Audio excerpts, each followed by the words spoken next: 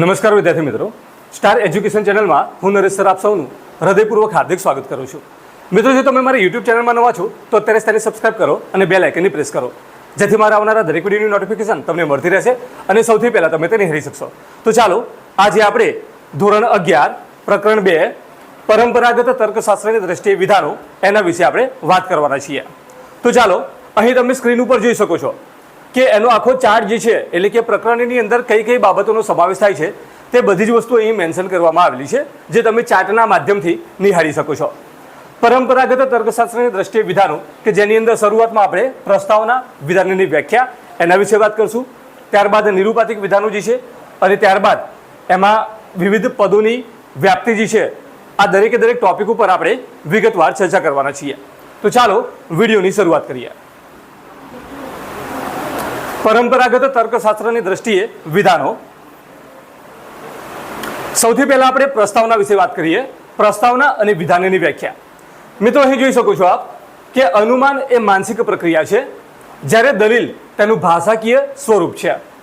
દલીલનું મૂળભૂત ઘટક શું છે? તે વિધાન છે અને આ પ્રકરણમાં આપણે વિધાનના સ્વરૂપની વિગતવાર સમજૂતી મેળવીશું. મિત્રો, એરિસ્ટોટલના મતે વિધાન એટલે શું? તો કશાકની વિશે કશીક માહિતી આપતું કથન, એટલે કે જે માહિતી પ્રદાનાત્મક હોય તેને આપણે શું કહી શકાય? વિધાન કહી શકીએ છીએ. અને વિધાન કાં તો સત્ય હોય કાં તો પછી અસત્ય હોય છે.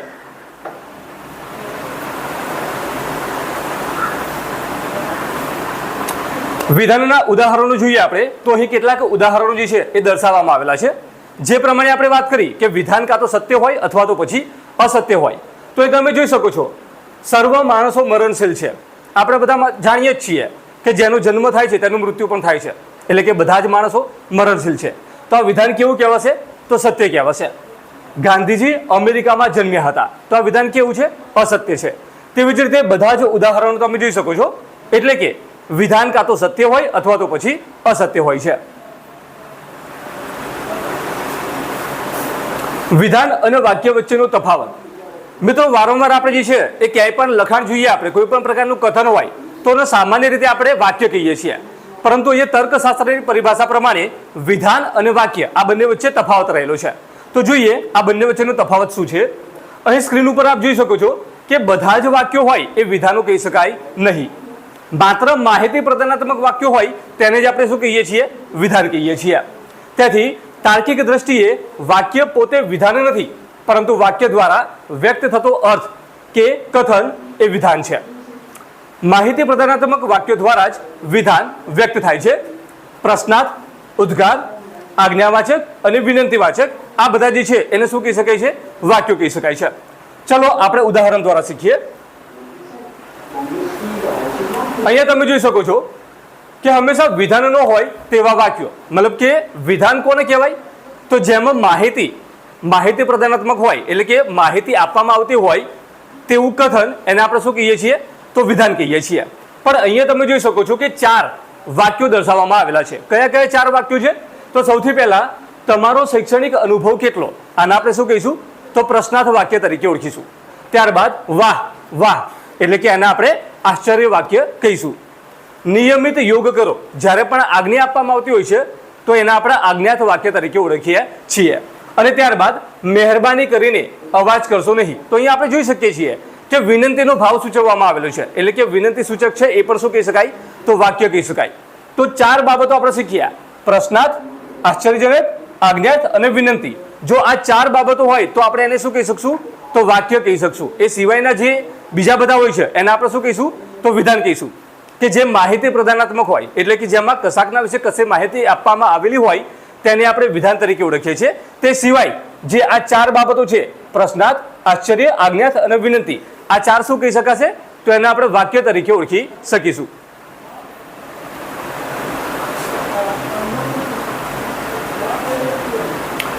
અહીં મિત્રો કેટલાક ઉદાહરણ જે છે એ અહીંયા દર્શાવવામાં આવેલા છે કે વિધાનની બાબતમાં કે સર્વ ભારતીય શાંતિપ્રિય વ્યક્તિઓ છે. અહીંયા તમે જોઈ શકો છો કે માહિતી આપવામાં આવેલી છે. કઈ રીતે ખબર પડે આપણે? તો તમે જોઈ શકો છો કે સર્વ ભારતીય શાંતિપ્રિય વ્યક્તિઓ છે. અંદરથી જો કદાચ પ્રશ્ન બનાવવામાં આવે કે ભારતીયો કેવા છે? તો શાંતિપ્રિય વ્યક્તિઓ છે. શાંતિપ્રિય વ્યક્તિઓ કોણ છે? તો ભારતીય છે. અહીં મતલબ કે પ્રશ્ન અને જવાબ મતલબ કે માહિતી આપવામાં આવેલી છે અને એટલા માટે જ આ માહિતી પ્રદાનાત્મક હોવાથી અહીં આપણે આને વાક્ય નહીં પરંતુ શું કહી શકીશું તો વિધાન કહી શકીશું. તેવી જ રીતે દરેકે દરેક તમે જોઈ શકો છો કોઈ પણ ભારતીય અશાંતિપ્રિય વ્યક્તિ નથી. તેવી જ રીતે જે છે અહીંયા ઇંગ્લિશમાં પણ એ જ વસ્તુ દર્શાવવામાં આવેલી છે. તો આ બધા જે છે એને આપણે શું કહી શકશું તો એને આપણે વિધાન તરીકે ઓળખી શકશું. ઓકે, તો વિધાન જે છે હંમેશા હોવું એટલે કે ટુ બી ક્રિયાપદના વર્તમાનકાળના રૂપોમાં જ રજૂ થતું હોય છે અને જ્યારે વાક્ય વર્તમાનકાળ ઉપરાંત ભવિષ્યકાળ અને ભૂતકાળમાં પણ રજૂ થઈ શકતું હોય છે. અહીંયા તમે આગળ જોઈ શકો છો કે જે વિધાનમાં પ્રશ્ન થાય કે ભાઈ નિરૂપાધિક વિધાન જે છે એની વ્યાખ્યા શું કરી શકાય તો જે વિધાનમાં કોઈ પણ પ્રકારની શરત કે ઉપાધિ વગર સીધી માહિતી આપવામાં આવી હોય તે વિધાનને નિરૂપાધિક વિધાન કહે છે. દાખલા તરીકે સર્વ વડીલો માનનીય વ્યક્તિઓ છે અને કેટલાક વડીલો રૂઢિચુસ્ત વ્યક્તિઓ નથી. પણ મિત્રો આના પહેલા જસ્ટ આપણે જે છે એ વાત કરી બરાબર છે કે વાક્ય કોને કહેવાય અને વિધાન કોને કહેવાય. તો એના માટે આપણે જે છે એ મનોયતના 2.1 એ આપણે જોઈશું કે જેથી આપણે વધારે ખ્યાલ આવે કે વાક્ય અને વિધાન આ બંને વચ્ચેનો તફાવત જે છે એ શું કહી શકાય.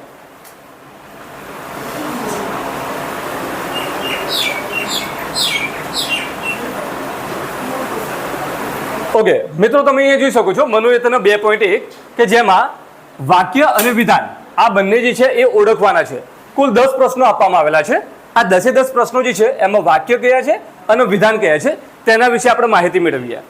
તમે એ ખાસ ધ્યાન આપો કે મનોયતના 2.1 એમાં શું કીધેલું છે તો વાક્ય કે પછી વિધાન એ તમારે ઓળખવાના છે.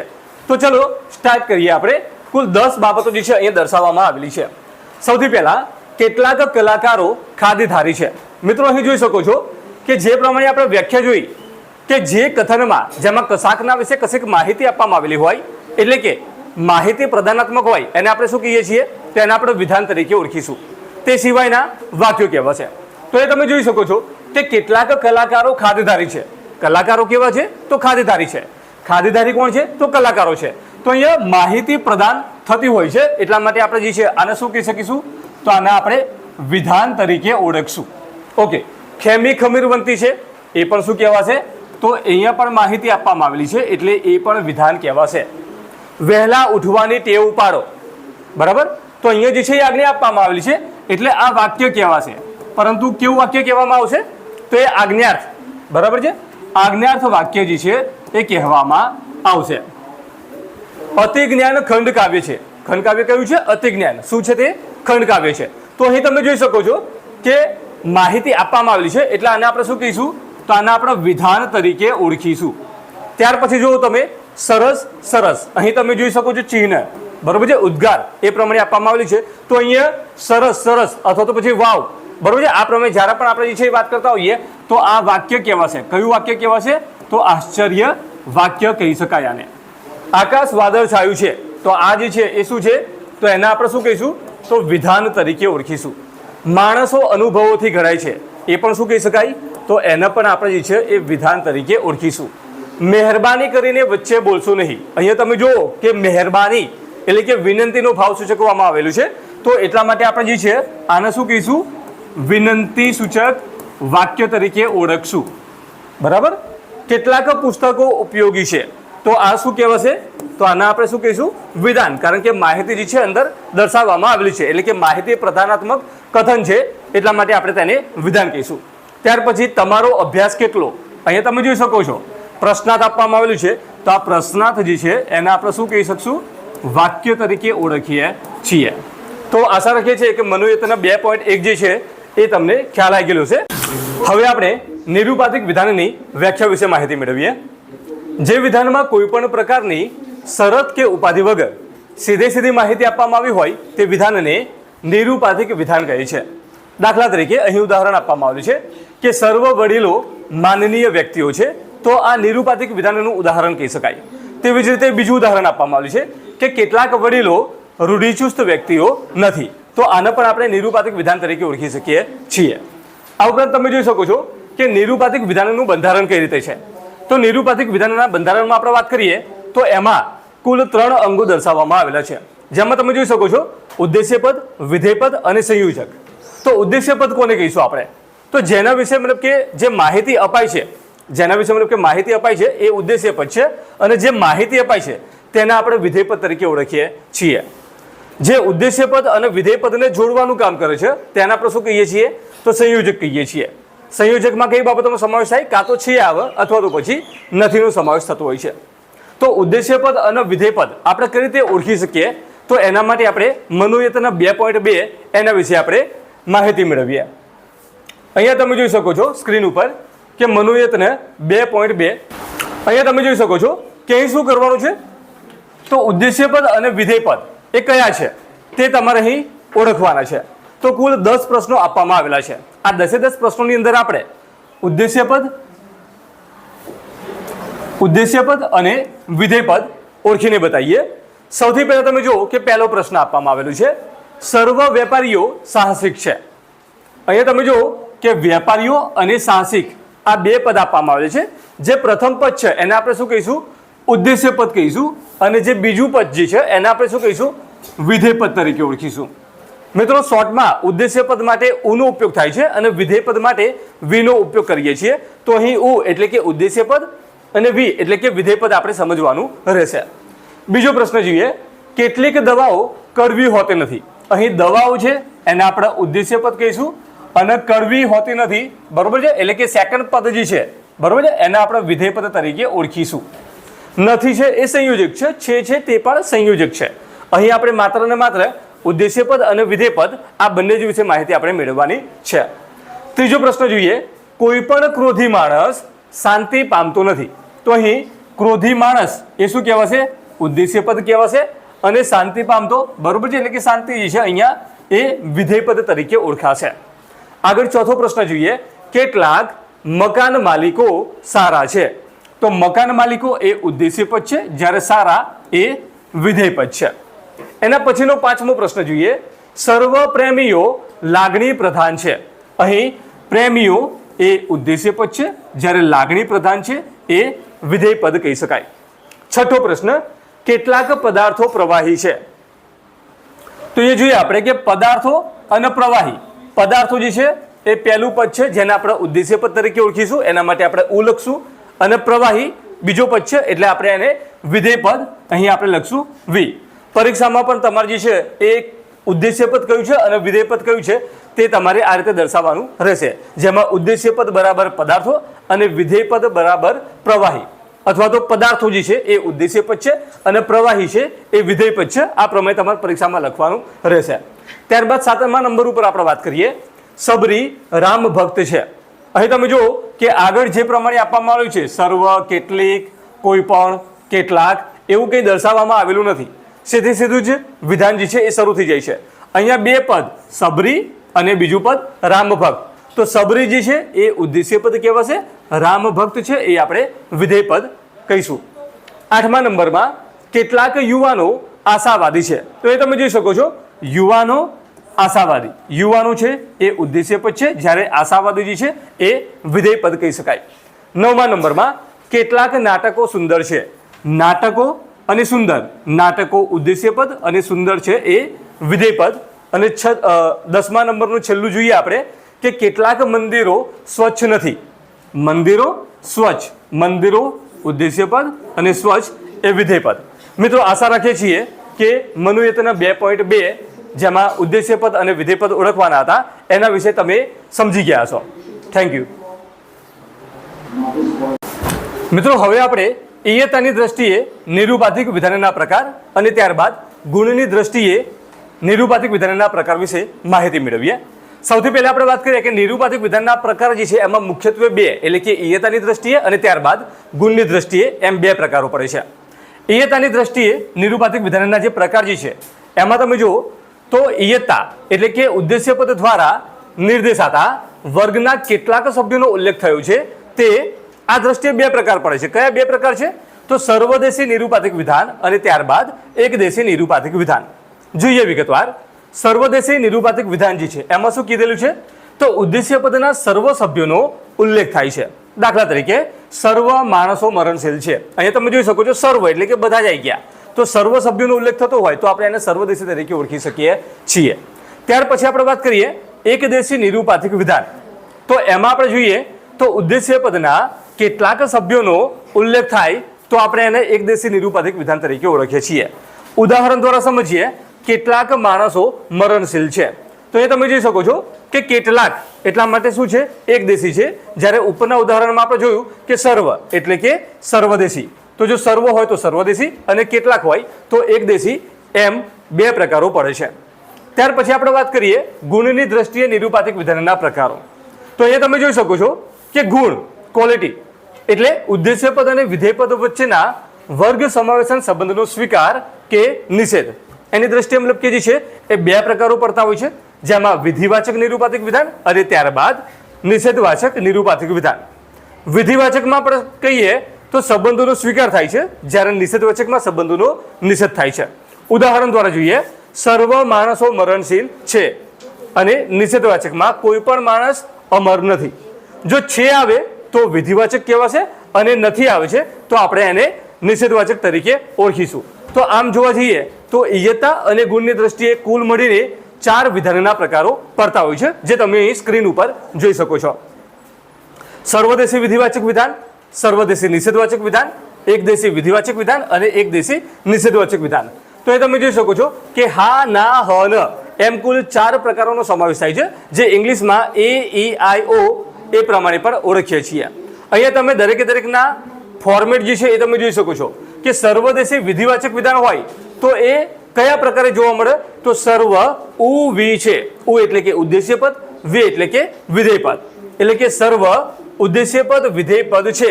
આ પ્રમાણેનું જ્યારે વિધાન વ્યક્ત થતું હોય તો આપણે એને સર્વદેશી વિધિવાચક વિધાન એટલે કે હા પ્રકારનું વિધાન, એ પ્રકારનું વિધાન એવું આપણે ઓળખી શકીએ છીએ.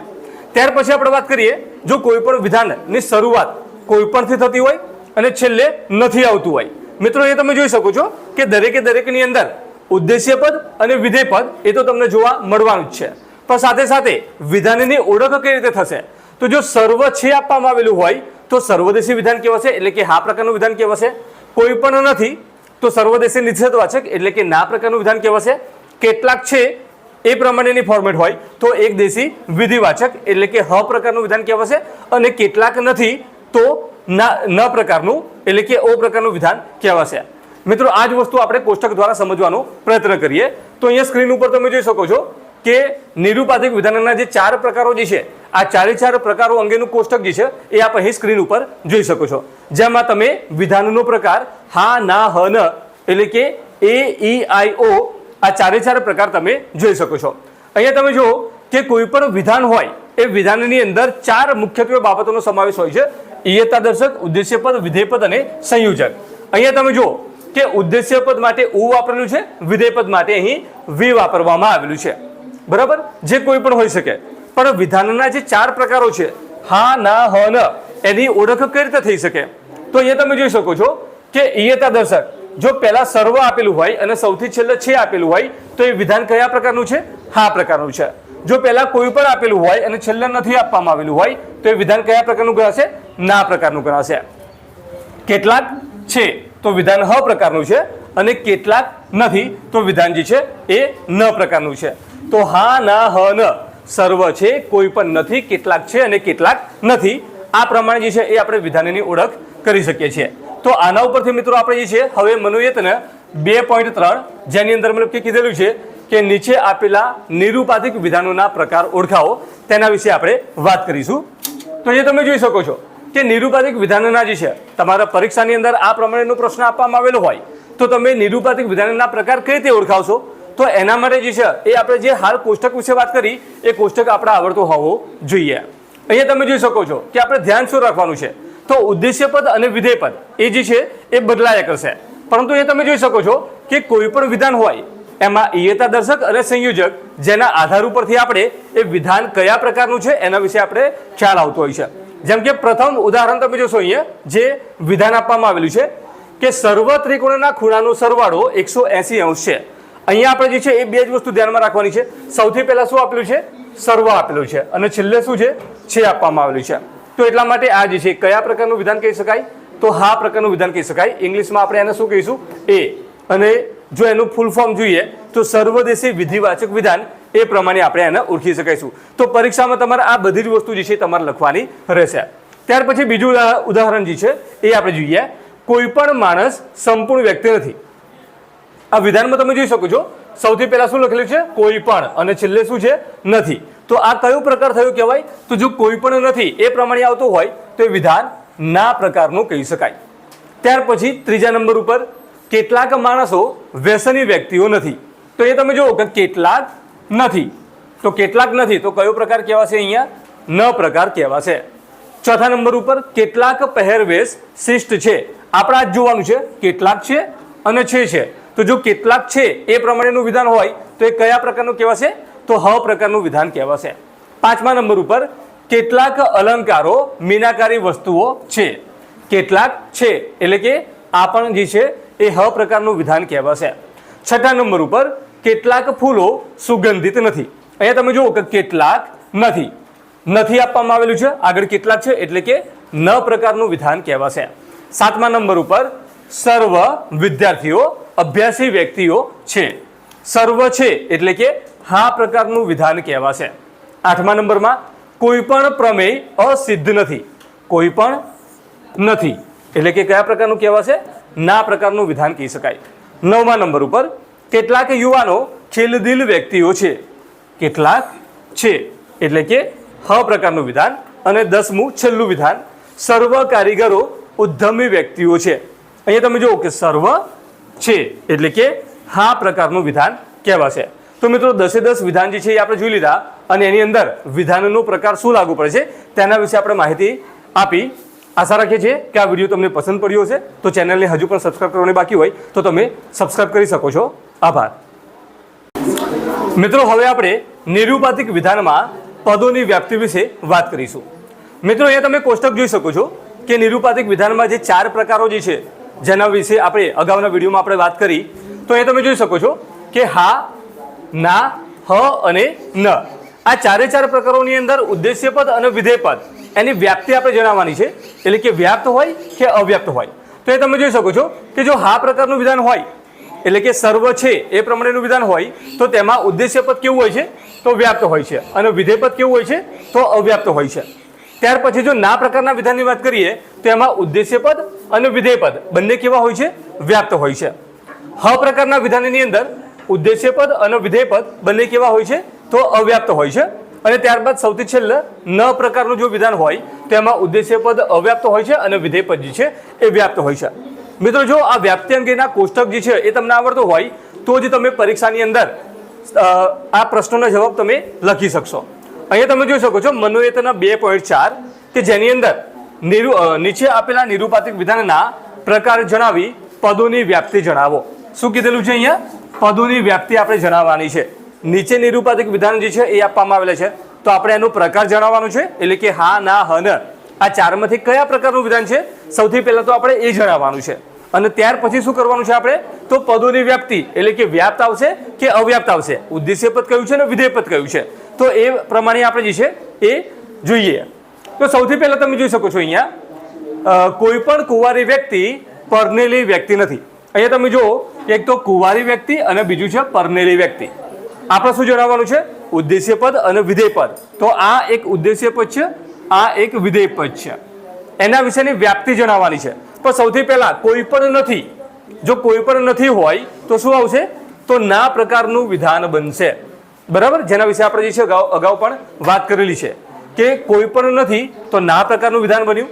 કુંવારી વ્યક્તિ ઉદ્દેશ્ય પદ છે, પરણેલી વ્યક્તિ એ વિધેય પદ છે. તો અહીંયા આપણે જોઈએ કે ના પ્રકારનું વિધાન જે છે એ તમે અહીંયા જોઈ શકો છો. તો ના પ્રકારના વિધાનની અંદર અહીંયા આપણે જોઈએ તો શું આવશે? ઉદ્દેશ્ય પદ કેવું છે? તો વ્યાપ્ત છે. અને વિધેય પદ પણ કેવું છે? વ્યાપ્ત છે. તો ના પ્રકારનું વિધાન હોય તો એમાં ઉદ્દેશ્ય પદ અને વિધેય પદ કેવા બનશે? તો બંને વ્યાપ્ત બનશે. તો તમારે જે છે એ પરીક્ષાની અંદર જે છે એ આ પ્રમાણે દર્શાવવાનું છે કે જે વિધાન તમારા પ્રશ્નપત્રની અંદર આપવામાં આવેલું છે તો સૌથી પહેલા તો વિધાન લખીને એ કયા પ્રકારનું વિધાન છે? તો ના પ્રકારનું વિધાન છે. ઉદ્દેશ્ય પદ શું છે? તો કુંવારી વ્યક્તિ અને એની વ્યાપ્તિ જણાવવાની છે તો એ વ્યાપ્ત છે. ત્યાર પછી વિધેય પદ શું છે? તો પરણેલી વ્યક્તિ એ વિધેય પદ છે અને એની વ્યાપ્તિ જણાવવાની છે તો એ પણ કેવું છે? તો વ્યાપ્ત છે. તો આટલી વસ્તુ તમે જ્યારે લખશો ત્યારે તમને જે છે એ પૂરેપૂરા માર્ક્સ મળી રહેશે. બીજો પ્રશ્ન જોઈએ આપણે કેટલાક નાટકો સુંદર અભિવ્યક્તિઓ છે. તો કેટલાક છે એટલે કે કયો પ્રકાર થશે? તો અહીંયા આપણે જોઈએ કે કેટલાક છે એટલે કે હ પ્રકારનું વિધાન બનશે. નાટકો ઉદ્દેશ્યપદ છે, સુંદર અભિવ્યક્તિઓ એ શું છે? વિધેયપદ છે. તો તમે જુઓ કે હ પ્રકારનું વિધાન જે છે એના વિશે આપણે વાત કરીએ અહીંયા. તો ફરીથી કોષ્ટક ઉપર જે છે એ આપણે ફોકસ કરીએ. બીજા નંબરનું જે છે એ કયું છે? કેટલાક છે એટલે કે અહીંયા તમે જુઓ કે હ પ્રકારનું વિધાન છે, એમાં નાટકો અને સુંદર અભિવ્યક્તિઓ. તો હ પ્રકારનું વિધાન ક્યાં છે? અહીંયા છે, બરાબર છે. એમાં તમે જુઓ કે હ પ્રકારના વિધાનની અંદર ઉદ્દેશ્યપદ અને વિધેયપદ આ બંને કેવા છે? તો બંને અવ્યાપ્ત છે. તો નાટકો એ ઉદ્દેશ્યપદ છે, સુંદર અભિવ્યક્તિઓ એ વિધેયપદ છે અને બંને કેવા છે? અવ્યાપ્ત છે. તો અહીંયા તમે લખી શકો છો અવ્યાપ્ત. બંનેમાં તમે લખી શકો છો અવ્યાપ્ત, કારણ કે હ પ્રકારના વિધાનમાં ઉદ્દેશ્યપદ અને વિધેયપદ બંને કેવા હોય છે? તો અવ્યાપ્ત હોય છે. આગળ જોઈએ આપણે ત્રીજા નંબરનો પ્રશ્ન. સર્વ વેપારીઓ પૈસાદાર વ્યક્તિઓ છે. તો એ તમે જુઓ કે ત્રીજા નંબરમાં કે વેપારીઓ પૈસાદાર વ્યક્તિઓ. તો વેપારીઓ જે છે એ ઉદ્દેશ્યપદ કહેવાશે, પૈસાદાર વ્યક્તિઓ જે છે એ વિધેયપદ કહેવાશે. સર્વ છે એટલે કયો પ્રકાર થયો કહેવાશે? તો હા પ્રકાર. તો એ તમે જુઓ કે હા પ્રકારનું જો વિધાન હોય તો એમાં ઉદ્દેશ્યપદ અને વિધેયપદ કેવું છે? તો ઉદ્દેશ્યપદ જે છે એ વ્યાપ્ત આવશે અને વિધેયપદ જે છે એ કેવું આવશે? તો તે અવ્યાપ્ત આવશે. ચોથા નંબરની વાત કરીએ આપણે. કેટલાક સંતો પૂજનીય વ્યક્તિઓ છે. સંતો પૂજનીય વ્યક્તિઓ, ઉદ્દેશ્યપદ અને વિધેયપદ. કેટલાક છે એટલે કે હ પ્રકારનું વિધાન આવશે અને હ પ્રકારના વિધાનમાં આપણે વાત કરી તો ઉદ્દેશ્યપદ અને વિધેયપદ બંને કેવા આવશે? અવ્યાપ્ત આવશે. ત્યાર પછી આપણે જે છે એ પાંચમા નંબરનું વિધાન જે છે એ જોઈએ. કેટલાક બાળકો તોફાની વ્યક્તિઓ નથી. અહીંયા તમે જુઓ કે કેટલાક નથી એટલે કે કયો પ્રકાર કહેવાશે? ન પ્રકાર કહેવાશે. ઉદ્દેશ્યપદ કયું છે? બાળકો. વિધેયપદ શું છે? તોફાની વ્યક્તિઓ. તો આ ઉદ્દેશ્યપદ, આ વિધેયપદ. હવે ન પ્રકારનું વિધાન તમે જુઓ તો આ ન પ્રકારનું વિધાન છે, એમાં ઉદ્દેશ્યપદ જે છે આ ઉદ્દેશ્યપદ છે એ શું છે? અવ્યાપ્ત. આ વિધેયપદ છે એ શું છે? વ્યાપ્ત છે. તો અહીંયા જે છે એ બાળકો ઉદ્દેશ્યપદ એ અવ્યાપ્ત આવશે, જ્યારે તોફાની વ્યક્તિઓ વિધેયપદ છે અને એ કેવું આવશે? તો એ વ્યાપ્ત આવશે. આગળ જોઈએ છઠ્ઠા નંબરનો પ્રશ્ન. અહીંયા તમે જોઈ શકો છો કે છઠ્ઠા નંબરના પ્રશ્નની અંદર સર્વ વાહનો પ્રદૂષણ ફેલાવે છે. તો સર્વ છે એટલા માટે હા પ્રકારનું વિધાન કહેવાશે. વાહનો પ્રદૂષણ ફેલાવે એટલે કે આ ઉદ્દેશ્યપદ છે અને આ વિધેયપદ છે. હવે સર્વ છે એટલે કે હા પ્રકારનું વિધાન છે, એમાં તમે જુઓ વ્યાપ્ત અને અવ્યાપ્ત. ઉદ્દેશ્યપદ કેવું બનશે? વ્યાપ્ત બનશે, જ્યારે વિધેયપદ જે છે કેવું બનશે? અવ્યાપ્ત બનશે. ત્યારબાદ સાતમા નંબરનો પ્રશ્ન જોઈએ. કોઈ પણ પ્રોફેસર અભણ વ્યક્તિ નથી. અહીંયા તમે જુઓ કોઈ પણ નથી એટલે કે કયા પ્રકારનું વિધાન થયું? ના પ્રકારનું વિધાન થયું. પ્રોફેસર અભણ વ્યક્તિ. પ્રોફેસર છે એ ઉદ્દેશ્યપદ કહેવાશે, અભણ વ્યક્તિ છે એ વિધેયપદ કહેવાશે. તો ના પ્રકારના વિધાનમાં જો વ્યાપ્ત અને વ્યાપ્ત એટલે કે ઉદ્દેશ્યપદ અને વિધેયપદ આ બંને કેવા છે? તો વ્યાપ્ત છે. એના પછી આઠમા નંબરનો પ્રશ્ન જોઈએ આપણે. સર્વ મીઠાઈઓ મીઠી વસ્તુઓ છે. અહીંયા પણ તમે જુઓ સર્વ છે એટલે કયા પ્રકારનું વિધાન થશે? હા પ્રકારનું વિધાન થશે. એમાં મીઠાઈ છે એ ઉદ્દેશ્યપદ, મીઠી વસ્તુઓ છે એ વિધેયપદ. તો તમે જુઓ કે હા પ્રકારનું વિધાન એમાં ઉદ્દેશ્યપદ કેવું બનશે? તો વ્યાપ્ત બનશે અને વિધેયપદ શું છે? તો અવ્યાપ્ત છે. આ બધી વસ્તુ તમે જે કોષ્ટકની અંદર તમે જોઈ શકો છો. અત્યારે આપણે જે છે એ કોષ્ટક જોઈને સાથે રાખેલું છે કે જેથી કરીને તમને લોકોને વધારે ખ્યાલ આવે. પરીક્ષામાં જ્યારે લખવાનું હોય ત્યારે આ કોષ્ટક જે છે જો તમને આવડતું હોય તો તમે આ બધા પ્રશ્નોના જવાબ આપી શકશો. આગળ જોઈએ આપણે નવમા નંબરનો પ્રશ્ન. કેટલાક વિદ્યાર્થીઓ આળસુ વ્યક્તિઓ નથી. કેટલાક નથી એટલે કે કયો પ્રકાર કહેવાશે? ન પ્રકાર કહેવાશે. વિદ્યાર્થીઓ આળસુ વ્યક્તિઓ. વિદ્યાર્થીઓ એ ઉદ્દેશ્યપદ છે, આળસુ વ્યક્તિઓ એ વિધેયપદ છે. ન પ્રકાર છે એમાં તમે જો ઉદ્દેશ્યપદ શું છે? અવ્યાપ્ત અને વિધેયપદ શું છે? વ્યાપ્ત. તો અહીંયા અવ્યાપ્ત અને અહીંયા વ્યાપ્ત. ત્યાર પછી છેલ્લો પ્રશ્ન છે 10મા નંબરનો. કેટલાક ભજનો લોકપ્રિય છે. કેટલાક છે એટલે કે હ પ્રકારનું વિધાન કહેવાશે. ભજનો લોકપ્રિય. ભજનો ઉદ્દેશ્યપદ છે, લોકપ્રિય એ વિધેયપદ છે. અહીંયા તમે જો કે હા પ્રકારનું વિધાન હોય એમાં ઉદ્દેશ્યપદ અને વિધેયપદ કેવા છે? તો અવ્યાપ્ત અને અવ્યાપ્ત. તો અહીંયા તમે લખી શકો છો ઉદ્દેશ્યપદ ભજનો એ અવ્યાપ્ત છે, લોકપ્રિય વિધેયપદ એ પણ શું છે? અવ્યાપ્ત છે. તો મિત્રો આ પ્રમાણે આપણે જે છે એ વ્યાપ્તિના નિયમ પરથી જે છે એ દરેકે દરેક પ્રશ્નના જવાબ એટલે કે અહીંયા આપણે નિરૂપાથક વિધાનનો પ્રકાર પણ ઓળખાયો છે અને સાથે સાથે ઉદ્દેશ્ય પદ અને વિધેય પદ વ્યાપ છે કે અવ્યાપ એ પ્રમાણે વ્યાપ્તિ અંગેના નિયમ વિશે પણ આપણે માહિતી મેળવી. આશા રાખીએ છીએ કે આ વિડીયો જે છે એ તમને યુઝફુલ સાબિત થશે. Thank you.